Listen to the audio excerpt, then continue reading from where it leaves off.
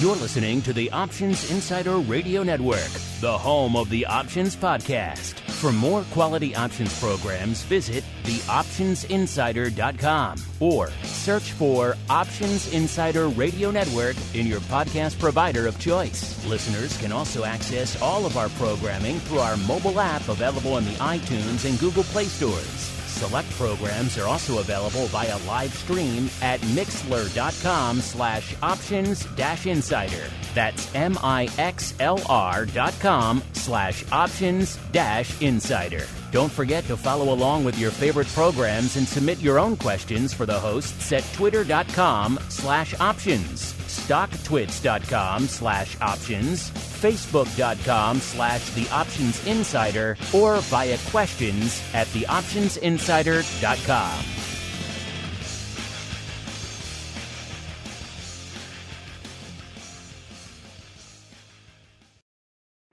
Bitcoin, Ether, Ripple, Litecoin, and more. Cryptocurrencies and other digital assets are taking the financial world by storm. This exploding market provides everything a savvy trader needs: volatility, volume, and liquidity. Provided you know how to find it. That's where we come in. Welcome to the Crypto Rundown. Each week, we'll break down the latest trading activity, trends, and developments on everything from coins to tokens, futures, and even OTC options. If it's moving the crypto markets, then you'll find it on the Crypto Rundown. This program is brought to you by Genesis Volatility, also known as GVol, home of institutional-grade crypto options analytics. Whether you're trading CeFi options or DeFi options, cryptocurrencies move.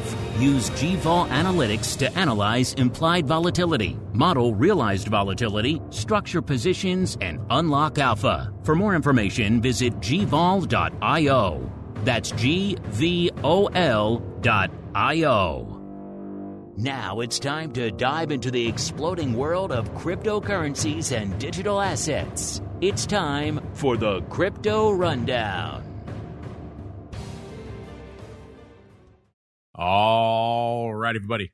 That music means we are back once again for the Crypto Rundown, the program here on the Options Insider Radio Network, where we break down all the action in those very interesting markets these days, moving a little bit beyond our traditional Teslas and SPYs and AMD and VIX options, looking a little bit further afield, seeing what's going on in Bitcoin and ETH and all the rest of the fun crypto derivatives out there. Going to, of course, talk the volatility, the volume, the skew, the OI, the spot, what's going on there, and a whole bunch more. My name is Mark Longo from the aforementioned network, as well as, of course, from the ever-exciting TheOptionsInsider.com.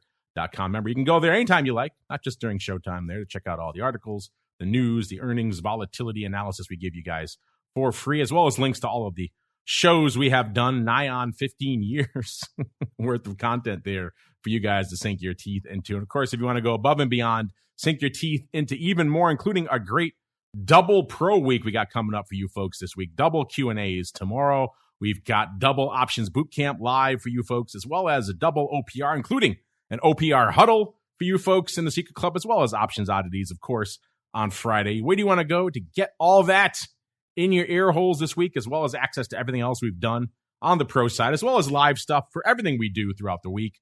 TheOptionsInsider.com/pro is the place to go to begin your journey to the dark side. Let's see who's joining us on that journey today. I am pleased to be joined once again in the crypto hot seat this week by our old friend, Mr. Greg Magadini, the co-founder and CEO of Genesis Volatility for the first time, hard to believe, for the first time here in 2022. Greg, welcome back to the show. It has been too long. Thanks so much, Mark. Yeah, I'm very happy to be here.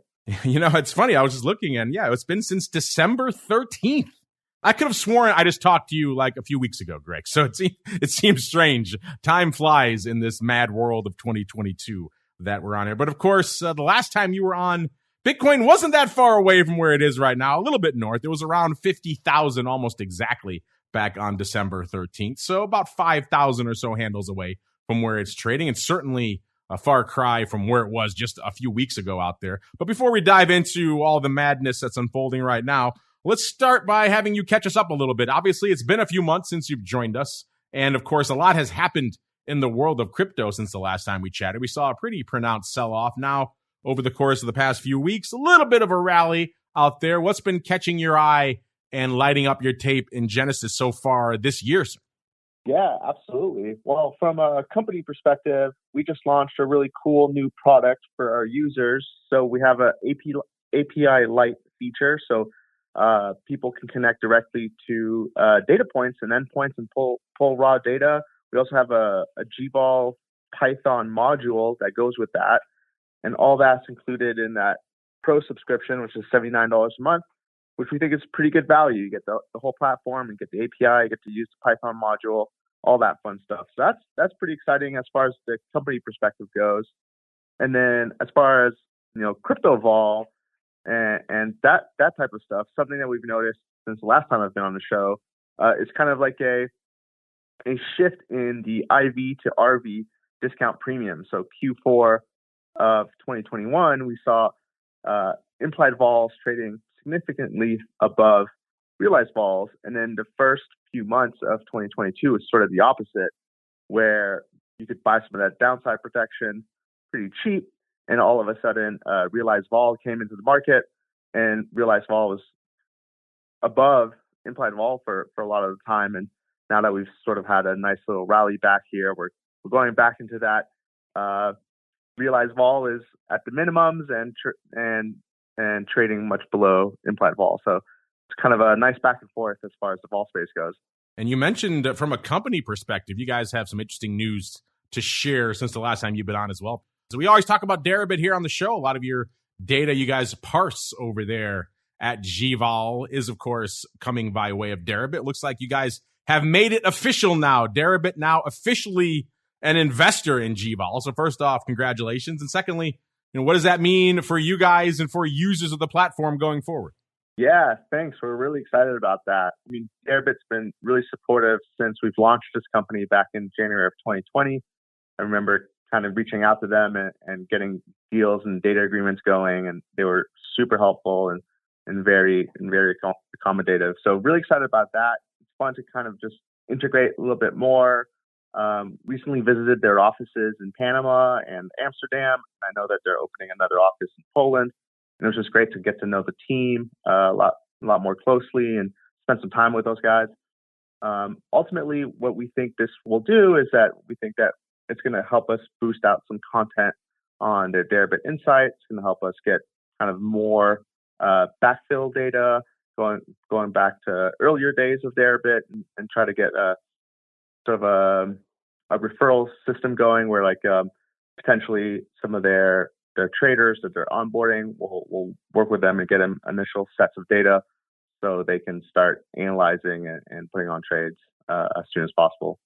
Would you say, from speaking to those guys, that they're pretty cognizant of the groundswell of interest in these crypto derivatives things here in the U.S., even if we can't legally trade on their platform yet? Is this an audience they're definitely eyeing over there? So I would say that they're having a lot of institutions onboarding. So they're really excited about that, which is something that we've seen as well. And as far as U.S. products coming online, I think kind of the CME stuff is really exciting, as well as the BITO options market for that Bitcoin futures ETF and LedgerX as well. So we're really excited about sort of those venues in the U.S. and we'll see how it merges between the cross flows of Deribit and U.S. markets. But I think for the most part, overall, the interest for crypto options has definitely been growing a lot, especially from the institutional side. You have to say, Greg, before we go any further, all this love aside, I do have a bit of a bone to pick with you. It looks like since the last time you and I chatted, you've been cheating on me with a little outlet called Bloomberg, talking about crypto skew out there. What's going on there, Greg? I'm very hurt. Sorry, Mark. It won't happen again. No, basically, we were noticing some interesting things in the market, and one of their analysts reached out, kind of getting some commentary. And really, what we're seeing that's pretty interesting is long-term Bitcoin option skew and overall at the money levels being rather cheap from what we've seen in the past. And we think that the crypto options market is potentially underestimating sort of another bull run in the Bitcoin space. So that's something that we were chatting about with those Bloomberg folks recently. Well, then let's dive on into it a little bit more detail. It is time for the Bitcoin Breakdown.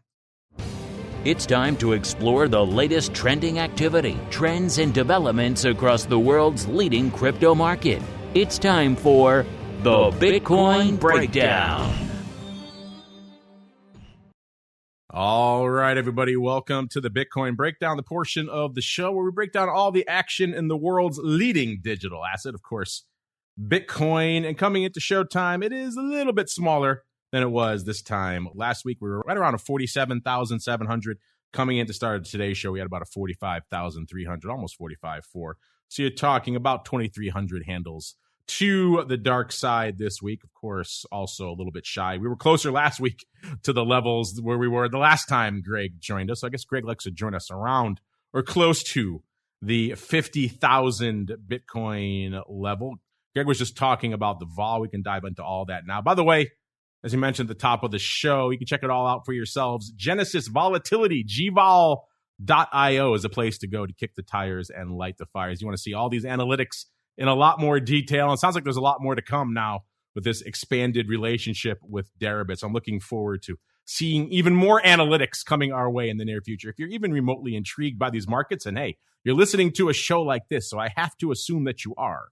If you are even remotely interested in these markets, then there aren't many outlets for this type of data. You owe it to yourself. Check it out. gvol.io is the place to go. If you were to do so, you would see that coming into showtime, we're seeing that Bitcoin vol, which is, again, to take a nice representative average sampling of the at-the-money vol out there in the Bitcoin options on Deribit. It's even lower than it was this time last week. We were talking last week how Bitcoin vol has been gently eroding over the span of the last month and change. You got into the low 60s on our last show, it's about a 62. Coming into start of today's show, we have broken the 60 handle. We're down to a 59. So all the people out there who keep pushing this narrative that Bitcoin is the most volatile asset on the planet and it is insanely volatile and it moves all over the place. It certainly does have moments like that, but right now it's hanging out at what I would term the vol of, let's say, a equity for the most part. And even not even that volatile of an equity right now. 59 is nothing to really go crazy about. It's certainly nothing compared to what we saw in the madness of the meme stock days last year, for example, listeners. So the vol coming in, we're seeing that reflected pretty much around the same level over there on our friend Simon Ho from the Spikes father, now the BitVol father as well. His BitVol index, aka the Bitcoin VIX, he likes to throw out there. That's about a 62.5 right now. That's down about 2.5 points from this time last week. So a lot of vol continuing to be squeezed out of these markets. Greg, you were just saying you think some of these Bitcoin options traders may be a little bit overdoing their estimates of what we can see going further in terms of how much vol they're squeezing out of these markets right now. What are your thoughts of Bitcoin vol right now as we're looking at it hanging out pretty much in the 50s? It's been a while since we've been down here, Greg.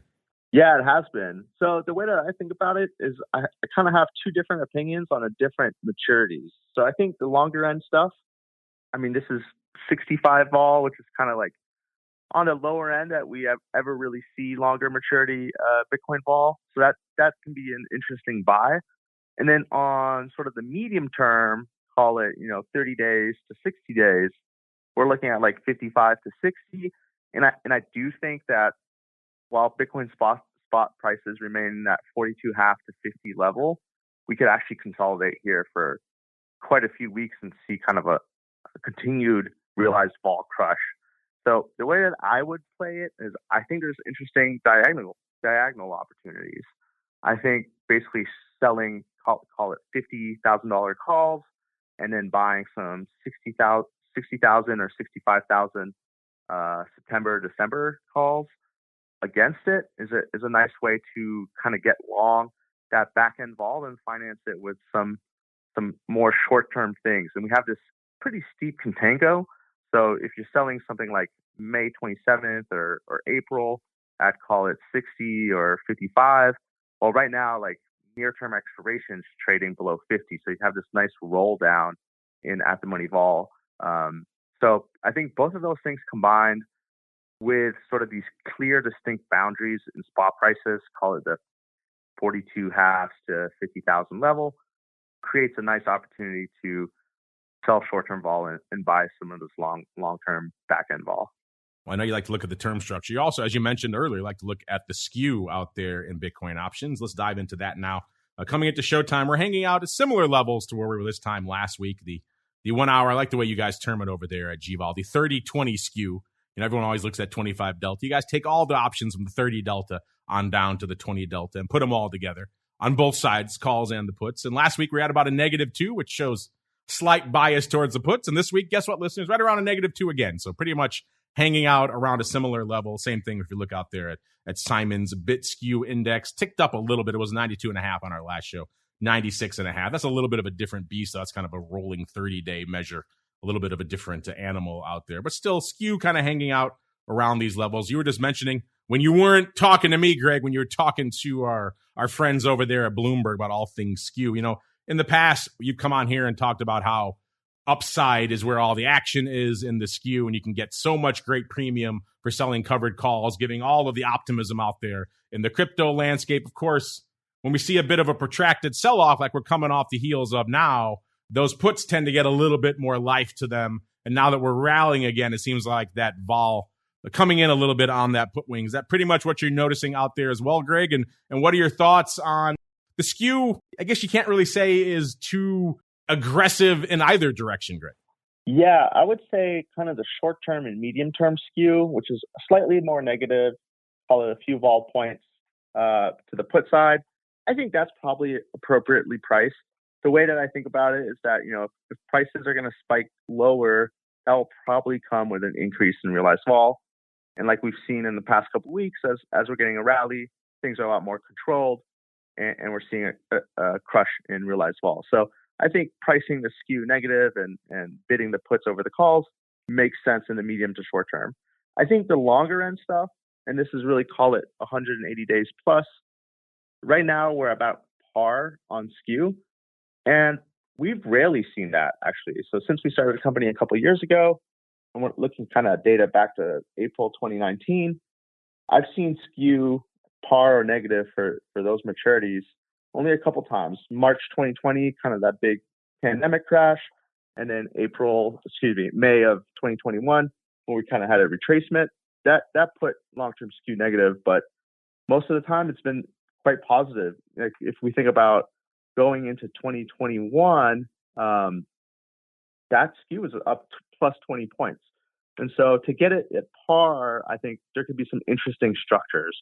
There's kind of this second component to that too, which is the futures basis. So like all these options are priced on the underlying futures. And when the market gets bullish, people are willing to pay huge premiums in terms of basis, which is like the futures price over the spot price. And so that basis widens when bullishness comes back. So not only do you get like this preference to buy calls, but then you have the underlying futures price increasing even more than the spot price. So you kind of have this nice compound effect for those long dated calls. So I think both of those things combined together, and the historical level, and sort of the last element of it is that things get harder to predict farther out. I think it's, a year out, it's almost anyone's game, with anyone's guess what can happen. So I kind of think that these long dated calls in the 25 delta skew area are probably good buys. Yeah, that's how I would do it. I think that's kind of where the nice convexity is. Kind of hard to argue against that as well, with the vol continuing to tick down, even if the skew is ticking up. Usually we're always talking here about how collars are so attractive in Bitcoin because the puts are trading for nothing and the calls are so juicy. These days, not so much. So got to kind of pick your poison. Sounds like Greg likes a little bit of the old upside out there. Let's see what's going on from an overall OI perspective, how things have shaped up since our last show. And, it hasn't been a whole heck of a lot of evolution out there. Coming into the start of the show, we have the calls on Deribit, about 105,000 contracts open right now. It's up about 4,000 from this time last week, so not a huge evolution there.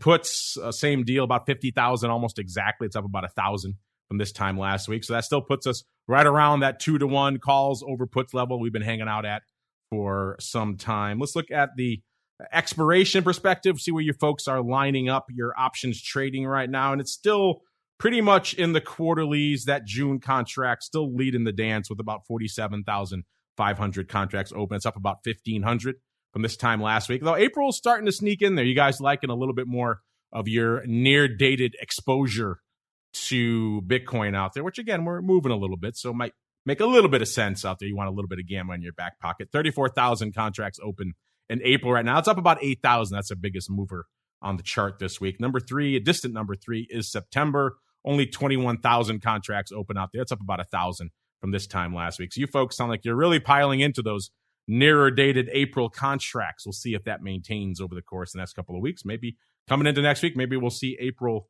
leading the charge out here. From a strike perspective, where are you folks lining up? Where are these size positions in Bitcoin options over there on Deribit right now? I'll start from the bottom and work our way up. The top five here. Number 5 is the 30,000 strike that has about 71 contracts open. That's actually down slightly, down a couple hundred contracts from this time last week. Number 4 is we're jumping quite a bit from the 30,000 strike to the 80,000 strike for number 4. It's got about 7,800 contracts open. It's also down nearly 1,000 from this time last week. So a little bit of unwinding there on the bottom half of our top 5. Number 3 is the 70,000 strike that has about 10,000 contracts open, actually adding a little bit this week, up about 1,200 contracts. Number 2, we have the 50K strike. So we got kind of close to that over the course of the past week and then kind of retreated from it. I got about 13,000 contracts open there right now. And the number one size position out there in Bitcoin options right now, the 60,000 strike that has about 14,000 contracts open there. That's actually down 1,000 as well. So we did see a little bit of unwinding this week, or at least OI rolling off the board. Greg, last time you and I chatted was actually before December expiration. We saw a huge evolution in the open interest when December rolled off the board. It took a lot of, shall I say, the more outlandish positioning with it. The par and above, the 200,000, the 150,000. A lot of those calls went the way of the dodo. Now, we're still talking about some optimistic upside strikes here, but nowhere near those crazy regions we had open for size before December expirations. Any of this positioning, does that surprise you, or you think we're going to be hanging out in this kind of new paradigm of open interest for a while? Yeah, I think now that we sort of have, call it lower vol and kind of a drop in realized vol, I think people are a lot less optimistic about these $400,000, $200,000, even the $100,000 strikes. I think if you want to play that far out of the money stuff, the $80,000 strikes, those are not bad if you're going to do like December, for example. And as far as the December expiration goes, that $80,000 call is sort of the most popular in terms of open interest on the call side. But when I'm looking at sort of a net aggressor positioning for non-block stuff, so the way that we think about that is that who's the aggressor on the trade, and is this trade a block trade or a non-block trade? So assuming everything is non-block, and that way we can kind of hone in on retail. The net positioning in this December contract, for the most part, everyone's shorting this $100,000 call. So the $100,000 call is net short about 1,000 contracts, and everything above 50 retail is sort of net short. And on the put side, everything below 60 retail is net long. So it's a little bit more of a pessimistic / bearish environment, so to speak, for these end of year, fourth quarter expirations. Yeah, it is nice to see that some folks are not just straight up buying all those par calls all the time. There is a little bit of selling going on the upside is there as well. Speaking of the contracts you just mentioned there, Greg, looking at the overall volume we've seen since our last show, it wasn't another rock'em sock'em week. Kind of been steady for a while around this 23 to 25,000 contract level, and that's pretty much where we hung out again this past week. Our most active day was on the 1st with about 25,000 contracts, almost exactly. That's a few thousand more than we saw this time last week, and we've been hanging out at that 23 to 25,000 level for quite some time.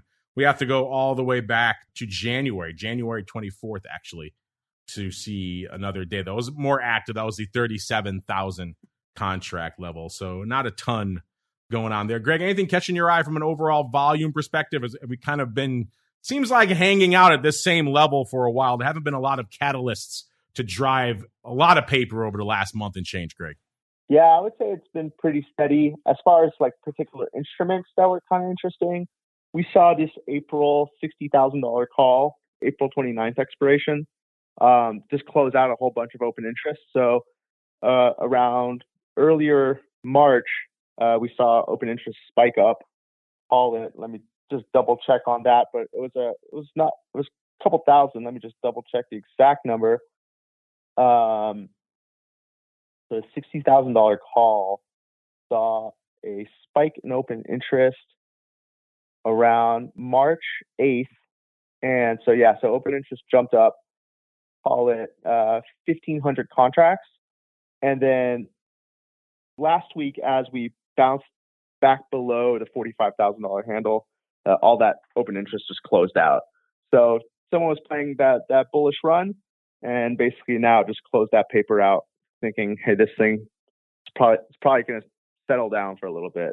So that was pretty interesting. I mean, just to see this big trader kind of take a more let's go sideways / bearish view after this sort of failing to get to 50,000 and above. Always interesting to see what the size paper is up to out there. Unfortunately, not a lot of size paper to talk about in the land of CME crypto products this week. The Bitcoin options did a whopping 19 contracts on Friday, so not a lot going on there. That OI also trending back down about 800 contracts to about 1,400. They kind of ebb and flow out there. I think when we get to the micro stuff, that'll be a little bit more fascinating for a lot of you out there. Same deal with the big futures, only about 6,400 going up on the last trading day, which was Friday. The OI is down about 1,000 to about 11,000. Those products seem like they're kind of in a holding pattern right now, maybe waiting for some of these micros to take off and maybe drive some more volume. In terms of the micros, micro Bitcoin futures, a decently active week last week, about 12,000 going up on Friday. Though Friday was kind of just a quiet day across the board. The OI is down about 7,000 to 27,000 out there. But you know what's interesting, Greg, and you kind of mentioned the CME products launching earlier in the show. We had Tim McCourt from CME on our TWIFO program not too long ago. In fact, we cut it into the end of the crypto rundown last week because it is so relevant to this audience as well. But they did finally do what I've been bugging them for some time. So I take full credit for it. But they finally launched the options on the micro Bitcoin futures and even the micro ETH futures, where they just launched those a few months ago. They already have options on those. So I think for the audience of this program, certainly a lot more relevant. And I know for you, Greg, looking at a lot of retail out there, the micro options are a little bit more fascinating. We only have about a week's worth of trading under our belt. But have you been paying attention to the launch of these so far? And what are your thoughts on these products going forward? Actually, I haven't kept a super close eye as far as the trade volume and open interest on those particular products, but I definitely think those are going to be something interesting going forward. So we're working to get that CME data in, and that'll be interesting to kind of keep an eye on, especially now that there's more of a retail-sized future option out there for crypto. That there is. And note there also is, listeners, there's a whole bunch of altcoin to sink our teeth into. So let's get to it. It's time to move beyond Bitcoin and find out what's moving the rest of the crypto marketplace. It's time to boldly venture into the altcoin universe.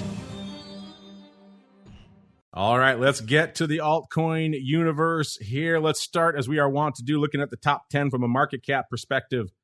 And man, how much we've moved over the past couple of weeks. Solana back well over the 100 level, hanging out around 80 not too long ago here. So big moves in some of these top 10. Let's start with the number 10.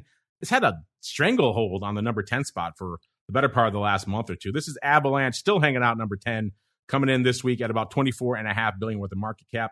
Number 9, we have the good old Luna at about $38.9 billion. Number 8, XRP. Will we ever finally end this long saga with XRP? $39.1 billion open right now. So kind of hanging out neck and neck from a market cap perspective with good old Luna. Number 7, good old Cardano, also moving back up north of $1 again. $39.6 billion worth of market cap as of the start of the show. Number 6, Solana on the rampage, $41.5 billion.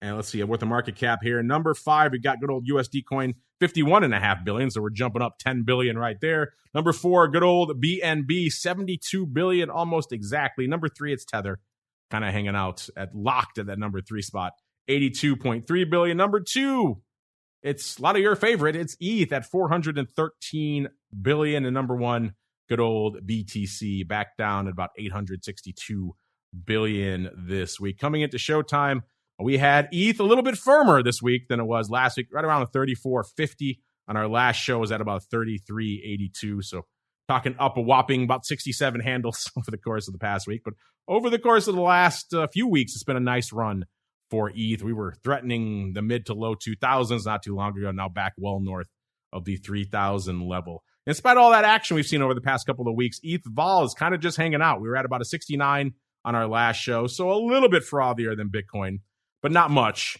And that's pretty much around that same level right now, about a 68. So down a whopping point over the course of the past week. Greg, I know you're not talking to me and those fun folks over there at Bloomberg. You're looking at a lot of ETH vol. What's catching your eye out there in the number 2 crypto asset, sir? Yeah, so something that we're seeing that's pretty interesting in ETH is this put-call ratio activity. So we're seeing kind of a nice tick up in the put-call ratio. But if you kind of dig deeper, where that open interest is coming from is specifically in this September 30th expiration on the $1,000 put. And so call it most of February all the way up to end of March, the open interest here was about 4,000 contracts. And then on March 24th, March 25th, 26th, and even recently, it went from 4,000 contracts of open interest to now 40,000 contracts of open interest. And all this is looks like just a bunch of put selling. So people are selling this kind of way out of the money September put at the $1,000 ETH strike price. And that vol's trading, call it about 100, 103, 104.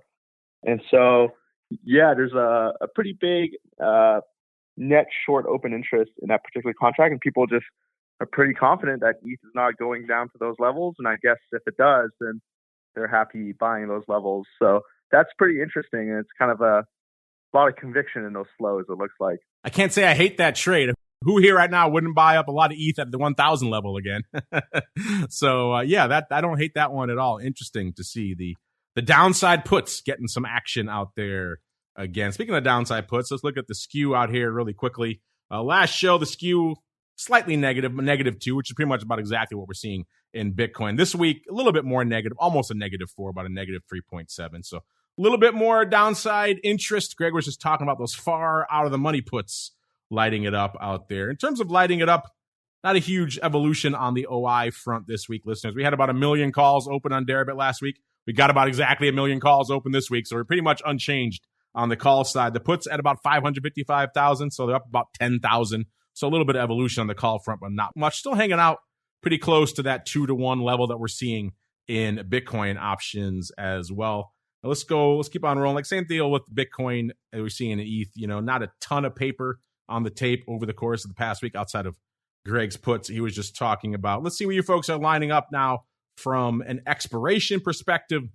ETH has always been very quarterly heavy, and we're seeing a similar setup right now to what we're seeing in Bitcoin. So a lot of quarterlies with April sneaking there in the middle there. Number 3, you got September, 234,000 contracts. It's up about 25,000 from this time last week. So a decent little pop in September. April at about 299,000 when we kicked off the show. So just a tick under 300K. That's up about 29,000 from this time last week. And still the June contract, so that front quarterly still leading the dance in ETH right now with 494,000 contracts open. It's up about 10,000 from this time last week. And in terms of strikes, Greg was just breaking down the strike action out there. Let's see if any of these really, really small, crappy puts can make it into our top 5 this week. Spoiler alert, the answer is no. But if we expanded it to a top 10, they might be out there. Right now, let's go to the number 5 spot here in our top 5.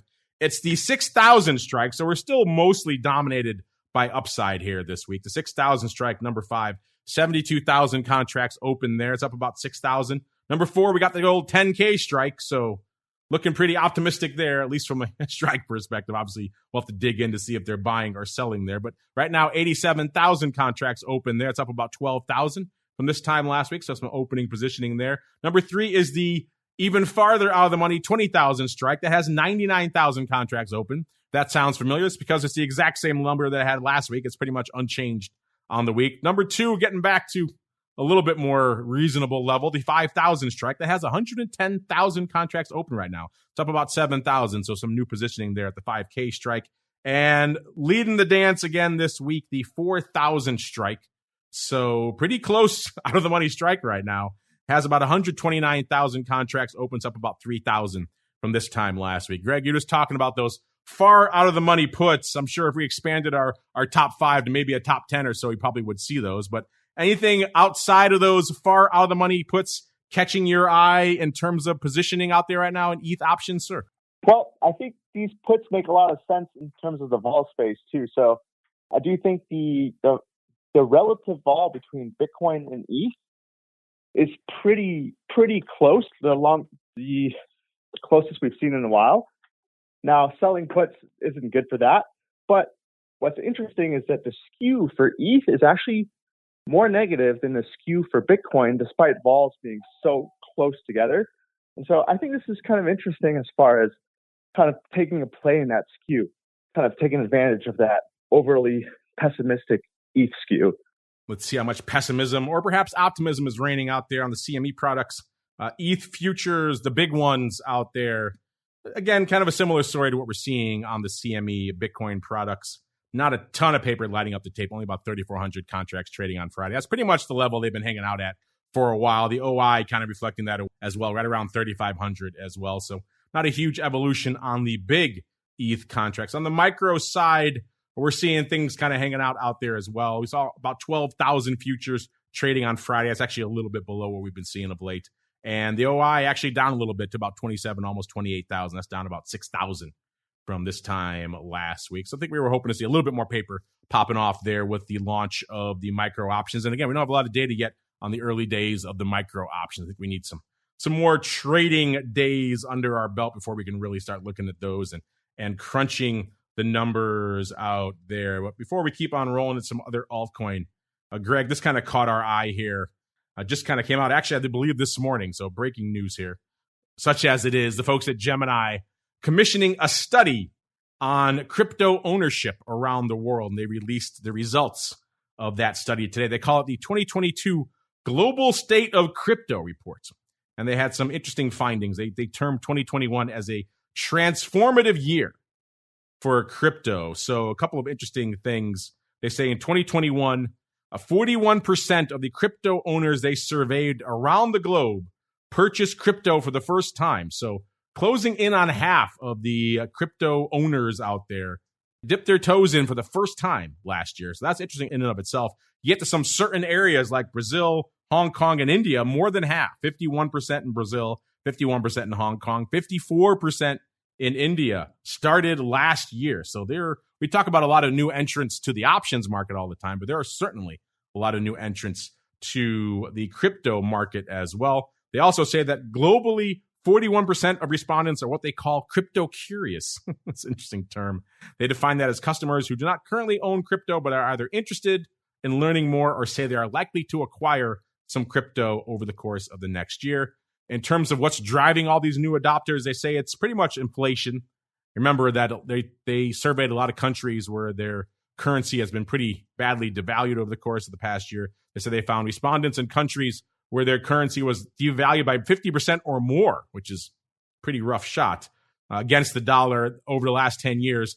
They say those respondents were more than 5 times as likely to say they want to purchase crypto in the coming year. That includes 32% in South Africa, 32% in Mexico, 40% for India, and 45% for Brazil. Brazil's been one of the hardest hit, been devalued about 200% against the US dollar. 41% of respondents now own crypto, compared to where in the US, about 40% of crypto owners say they see crypto as a hedge against inflation. Other things that are on their mind in terms of what they're worried about.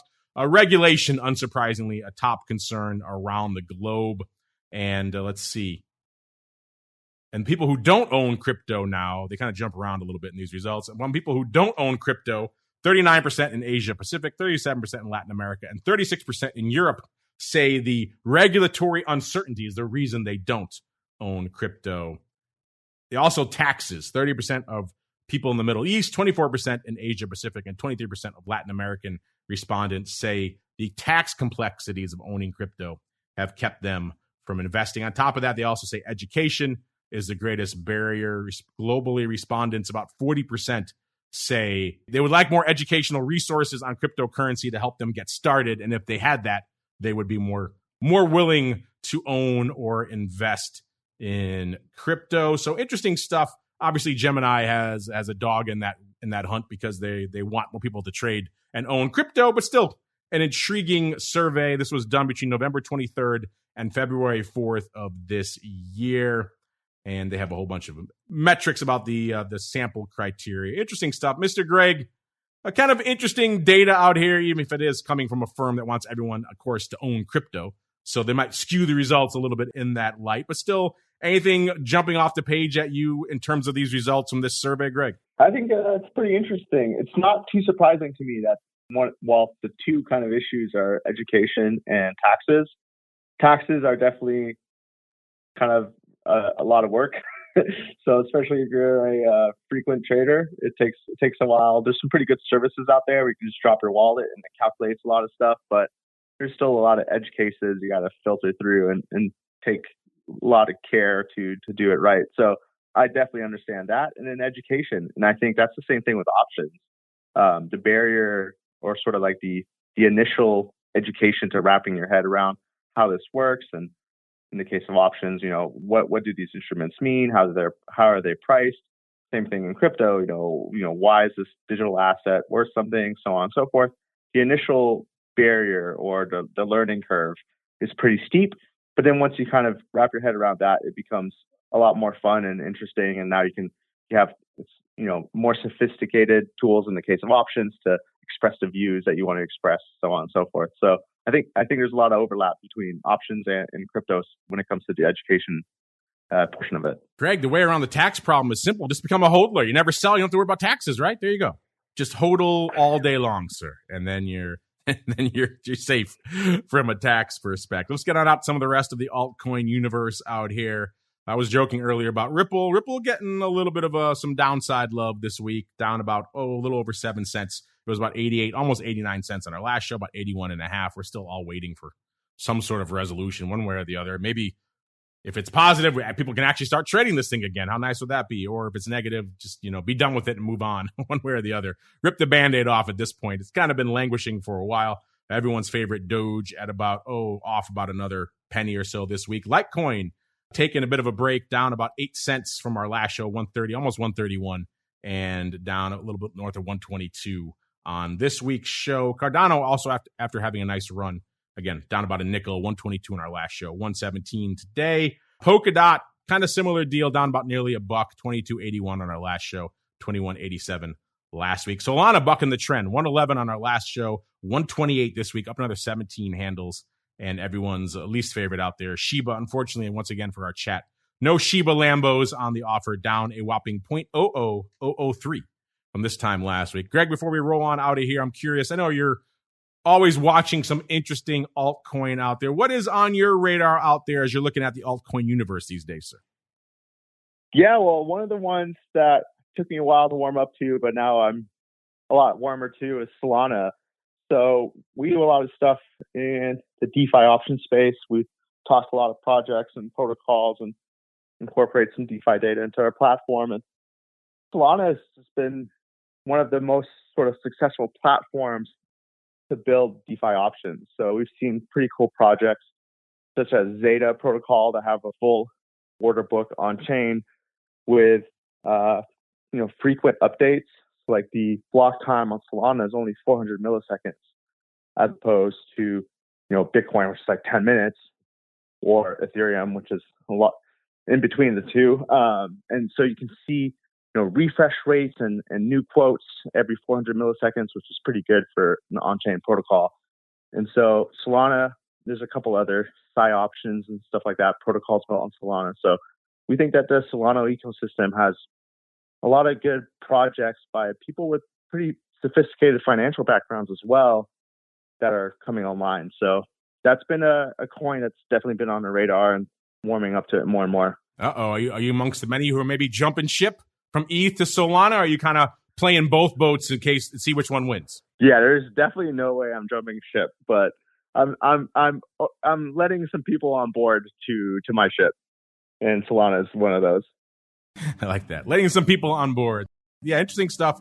Does seem like there is a bit of a schism emerging in that space. It used to be the hardcore ETH devotees out there, and then the Solana folks have been kind of creeping up on them, and it's a lot of back and forth. And Pick your favorites. Hit us up. Let us know. I know a lot of you have very strong views one way or the other. Speaking of those views, we normally will get to some crypto questions right now, but Greg has bravely or perhaps foolishly agreed to dive into our Pro Q&A hot seat for the first time this year. Coming up tomorrow as well, part of our double Pro week this week. So we're going to spare Greg having to answer your questions now because he's going to dive into a whole bunch of them tomorrow. If you want to get at him, ask some questions there tomorrow, as well as none other than the Viceroy himself, Mr. Alec Jacobson, also joining us tomorrow. A spectacular twofer in the Pro Q&A tomorrow. You know where to go to get access to that. All the live double options boot camp coming at you live this week, listeners. If you're listening to this show and any of these terms we're throwing around like skew or volatility or any of these kind of things are a little bit intimidating, you're a little bit confused about these, then Options Bootcamp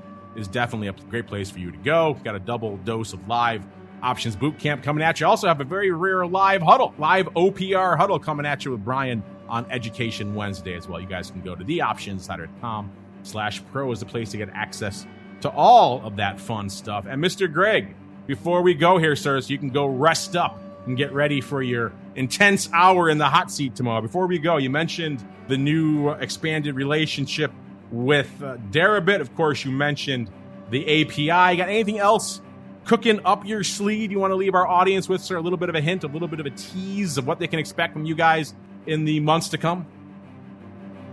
Yeah, well, pretty soon we'll have some BITO analytics out, so really excited about that. We're also working on the analytics for, call it, crypto-related equities, so you can see, okay, what is the Coinbase vol surface doing versus the Bitcoin vol surface, and is there opportunity there, or MicroStrategy vol versus Ethereum vol or Bitcoin vol or whatever. So really excited about that, as well as the BITO options. The BITO options have decent open interest in volume, actually. It's kind of approaching 20 to 25% of Deribits.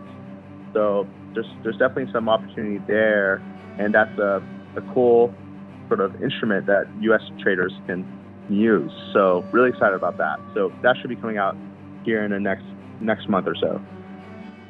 I have a sneaking feeling we're going to be getting into some of that BITO talk tomorrow on the Pro Q&A. Just call me crazy, Greg. Some of our listeners are probably going to want to talk about that tomorrow. So yeah, we'll be talking about BITO and all that other good stuff. In the meantime, where do you go to learn more, to kick the tires for yourselves over there, and all the stuff Greg was talking about to try out the Pro for yourselves? It's just $79 a month, listeners.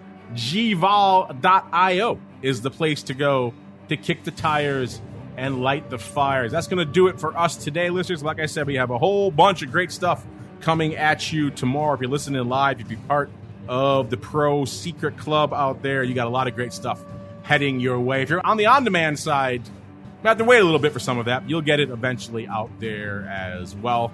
And of course, we'll see you back here tomorrow throughout the rest of the week for all of the great fun stuff I mentioned. And then back again next Monday, another great crypto rundown. Stay safe out there, everybody. This program is brought to you by Genesis Volatility, also known as GVol, home of institutional-grade crypto options analytics. Whether you're trading CeFi options or DeFi options, cryptocurrencies move. Use GVol Analytics to analyze implied volatility, model realized volatility, structure positions, and unlock alpha. For more information, visit gvol.io. That's GVOL.io.